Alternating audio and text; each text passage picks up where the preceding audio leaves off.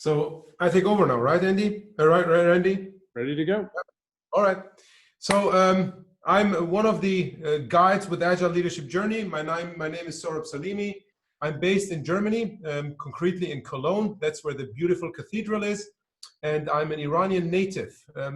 I call myself an organizational catalyst, whatever that means.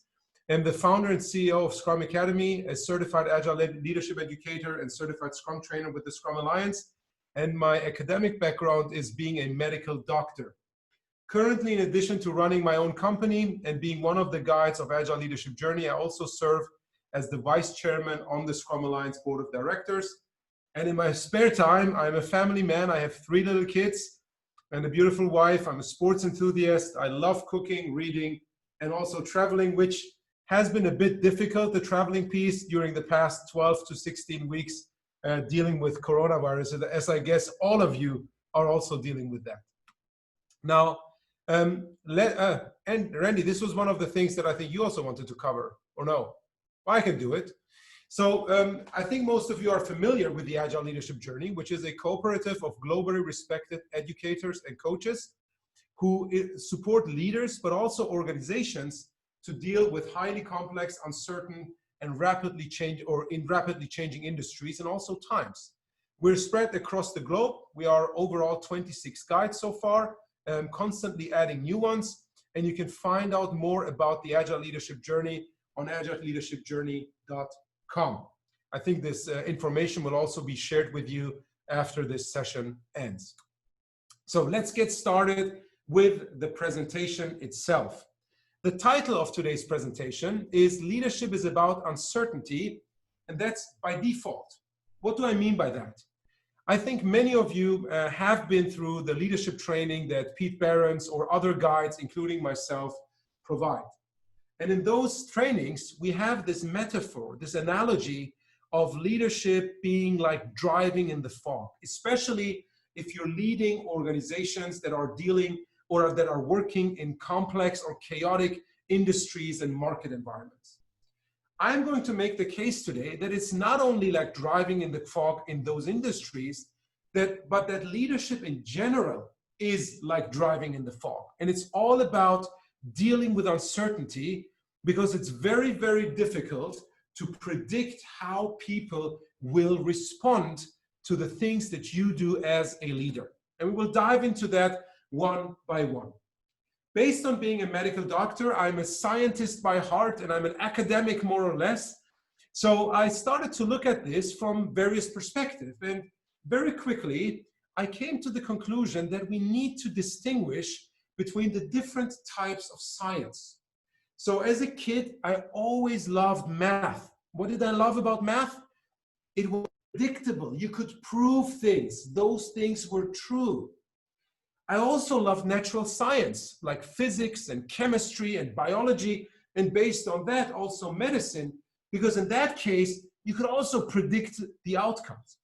Now, as I was preparing for this presentation, I looked back at all of those experiences that I had as a student or as a pupil, later as a student in the field of medicine, and I came to this conclusion. So if we look at math, and in math, we have theorems, and all of those theorems, a theorem is a non-self-evident statement that has been proven to be true. And that's either on the basis of generally accepted statements, such as axioms, or on the basis of previously established statements, such as other theorems. This is a definition from Wikipedia. Now, the important part is that a theorem is a non-self-evident statement that has been proven to be true. And most of you, I guess, are familiar with the Pythagorean theorem, a to the power of 2 plus b to the power of 2 equals c to the power of 2. And this theorem has at least been proved in 370 different ways. And that's again a source from Wikipedia. And at the end of every proof in math back then, we would write QED, which was Latin for quod erat demonstrandum. So we could actually demonstrate something to be true. Now, taking the next step, we look at natural sciences. And in natural science, we have scientific laws, like the law of gravity, right? Or Einstein's law of E equals mc squared. All of those laws are always applied to a physical system, and that's important, under the same conditions. So when we as medical doctors, for example, look at how a certain pump within our body works, this is always based on experimentation under the same conditions. When I was finishing my med school, I did my thesis in physiology, and I looked at how the red blood cells would oxygenate over time. And we had an apparatus through which we ran blood samples, and we could exactly measure the percentage of CO2 and O2 and nitrogen, and then run our experiments and get to data, and based on that data, come up with a better understanding of how that mechanism of saturating the red blood cells works, and get to conclusions about that. And those conclusions ultimately became some kind of laws because we were able to prove them. Not in the same way as we could prove a mathematical theorem, but under the same conditions, we would get predictably the same results over and over and over again. And that results in the fact that within the field of medicine, within the field of biology, chemistry, and physics, we can also do stuff where we know we will get certain results. All engineering practices are based on this. So if you're building a bridge and you follow those mathematical laws and the physical laws, you know that this bridge will be able to carry that amount of trucks and cars and so on and so forth. There's not a lot of surprise to that unless you don't follow those laws or don't do the right calculations. So that's about math and about scientific laws, natural science laws. Management, on the contrary, is not a natural science. It's also not math. Management is a social science. And in social science, we have so-called social science models. And those models, they describe general trends or patterns. And based on that, expected behaviors rather than being absolutes. So we never have something that's really true. And a lot of people use the phrase, all models are wrong, but some of them are helpful. And I think this is really good to use because it always creates that awareness that the model that we're using, for example, for developing teams, be it the 5 dysfunctions of a team from Patrick Lencioni's company, the Table Group, or be it the Tuckman model of forming, storming, norming, performing, none of those models has the absolute truth, but they can be helpful in order to develop our teams and drive a team's performance. But the fact that they're not true is very, very important, I think, to understand. So math, natural science, social science, very different levels of truth. And I think based on that, also then different ways on how we should act. Now, to make this a bit more tangible, I'm sure many of you have had this experience at some point in their life. And by that, I don't mean when you were a kid. I mean, especially as a parent, when you're, for example, going with your kid and you're going through the supermarket and they see a piece of candy and they want that piece of candy, but as a conscious parent, you don't buy them the piece of candy, so they start crying. And if you're not a parent, I'm sure you've observed other people being in that situation. So in those situations, you have all of this advice from different people and different books on how to de-escalate the situation, but a lot of things that you do, sometimes they work, sometimes they don't. And usually they don't work in those situations which are like the least good situation, like the worst situation, suddenly they don't work. So you start thinking, right? How come those things don't work? Or a situation like this. I mean, this looks cute, being a dad, holding your kid, but at the same time, at least this guy in the picture, I can relate to him. He looks super tired. And my guess is the kid has been crying all the night because didn't want to sleep in their own bed. So as a dad, ultimately, or as a mom, you could also replace that person with a woman, You take the kid out of the bed and you're like on this chair, rocking the kid into sleep, but you're staying awake and you're miserable, more or less. It's nice, but you're miserable. And there is a bunch of resources out there. There are countless number of books on X steps you need to take to achieve Y. This morning, when I was setting up this presentation, I went to Amazon quickly, and within a few minutes, I found these 5 books like My Baby Can Sleep, The Real Reasons Your Baby Won't Sleep, The Quick Fixes Without Breaking Your Attachment, or Solve Your Child's Sleep Problems, Baby Sleep Training in 7 days, the fastest fix for sleepless nights, right? The Baby Sleep Solution, a proven program. Which parent wouldn't want to read this? My wife and I, with 3 kids, 8 years, 6 years, and 4 years old, we've read tons of these books. And we tried all of those steps. And with none of our kids, those things really worked, at least not in a predictable way. So they worked maybe for like 1 or 2 nights, and I was like, yes, this time it really worked. I got it. I found the solution. And then on the 3rd night, 4th night, 5th night, again, it didn't work. So we were like back to square one. We were constantly trying to find a new way to make sure that our kids really, really sleep well. And I think management is a lot like this. I'm not saying that the people that you're leading are like these babies, that they don't know what they want and all of that. What I'm saying is that it's inherently complex and that you can't have a foolproof system or a proven system. It takes a lot of inspecting and adapting, and it takes a lot of consciousness and awareness in being a leader. Another reason is that decisions are rarely like this. So as a leader in my own organization, it's rarely that I have to decide between 2 things, and that the decision is very clear, either go this way or that way, and sometimes even those 2 ways would come back together.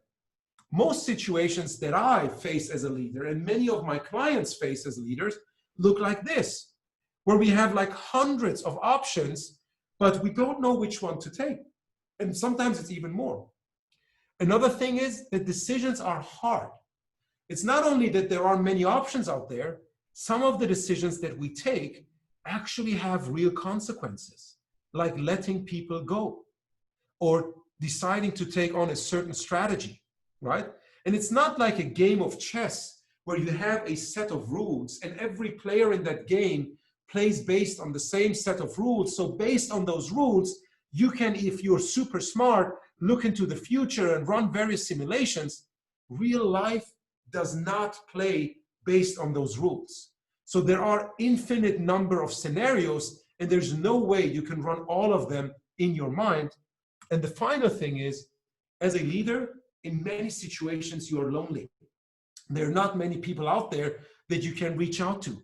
It's not like that every leader has a group of peers, which is a group of trusted advisors, and that they can get together and get some coaching, get other people's perspective, and ultimately make a better decision. So what do we do with all of this?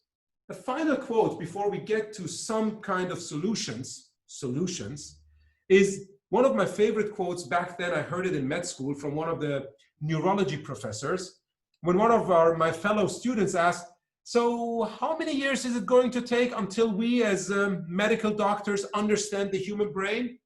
And he put up a slide similar to this one. If the human brain were so simple that we could understand it, we would be, as humans, so simple that we couldn't, right? And that leaves us with a lot of questions. Now, yeah, we understand the problem. Leadership is not like math. Leadership is not like natural science, where we have laws, although those laws apply only to the same context.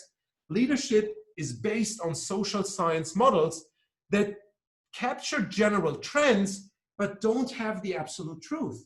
So even if I follow all the advice from all the great books that are out there, and I'm not discrediting any of those books, I love many of those leadership books myself, but even if I follow those advice, I most likely, or I might not get the results that I expect to get, because the people that I'm interacting with, they might react very differently to the people that where the model was based on.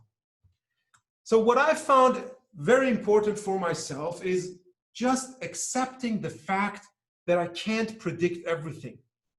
And based on that, I need to become comfortable at some point with being so uncomfortable, right? It's weird. I'm sure you've heard that term before, being comfortable, being uncomfortable. But I think we really need to embrace that, because otherwise it's very, very difficult. If our expectation is that we always take the right decisions, I think we will not meet our own expectations. And not meeting your own expectations is sometimes even harder than not meeting other people's expectations. So that's really, don't be too hard on yourself. Give yourself the credit, allow yourself the right to be wrong. Now, this doesn't mean that we want to be intentionally wrong. That's some completely different thing. We don't want to take wrong decisions. We want to take right decisions. But we know we can't take always the right decision every time. We would like to take the right decisions over time. And for that to happen, I think we need to connect decisions to our own values. And I'm not sure to what extent the audience is familiar with the V2 Mom. So if you've been through one of the Agile Leadership Journey workshops, either the awareness program or the practice program, you should be aware with this. The V2 Mom is a model created by Salesforce, and the V2 Mom stands for vision, values, those are the two V's, the methods, the obstacles, and the measures. So if we look at the V2 Mom, what I love about this is not that it's just a structured approach to frame your initiative. The thing that I really like about this is you set out a vision, but right after that, you think about what values do we have? What is important to us? And that helps you make much better decisions throughout the initiative. And those decisions might not be right, but at least you take those decisions for the right reasons. So that's why I highly encourage to use the V2 Mom. And a great example, to close this with a final example, is from Airbnb and what has happened at Airbnb within the past 16 weeks. So for those of you who are not familiar with Airbnb, Airbnb is in the travel business. They enable hosts, people that own an apartment or a house, to share their private home with strangers from all over the world that basically are hotel guests in their private homes. And as every other company in the travel industry, be it airlines, be it trains, be it hotels, Airbnb has also been hit really, really hard by coronavirus. Within a few days, their revenue and their projected revenue dropped by 90%. 90, not 19, 90%. So if you're the CEO of that organization, you're in panic, right? Most of our organizations have also been hit by coronavirus, but not in that way. 90% drop in revenue is extremely hard. So what did Brian Chesky, the CEO of Airbnb, do? He said, we are sure this is such an uncertain environment, we are not going to take all the right decisions. We want to take right decisions, but this might not be the case. So what we want to make sure is that we take decisions based on principles, based on our own values. And he said, we have basically 4 values. He said this to his board. He said, we want to be decisive. As a startup, we have always been decisive. We want to continue this. This will actually benefit us during this crisis. We want to preserve our cash, because without cash, there is no organization. We want to act with everyone in mind, because that's what our hosts, our guests, and our employees have known us for. And we do not want to be villains. We want to take, if there's an opportunity out there, we want to take that opportunity, but we do not want to be villains in this crisis. Given those principles, they said, we're going to do the following 4 things. Number 1, we need to manage all of our stakeholders. That's the guests, the hosts, the investors, the employees, etc. We're going to cut costs. Otherwise, we can't preserve our cash. We're going to raise money, because given the amount of money that we have in the bank today and the projections that we have going forward, we will not be in business for a long time, so we need to raise money, although we didn't want to raise money before Corona. We have to do this now, and we need to diversify our business. Now, I will not deep dive on all of those things, but just as an example, managing all stakeholders, within a few days, Airbnb received millions of emails from guests that had booked travels. And all of those guests were saying the same thing. The hotel, or basically not the hotel, but the place that I've booked, the host's cancellation policy does not allow me to cancel. I don't feel safe traveling due to the current pandemic. What can we do? So what Airbnb did is they overrode every host's cancellation policy.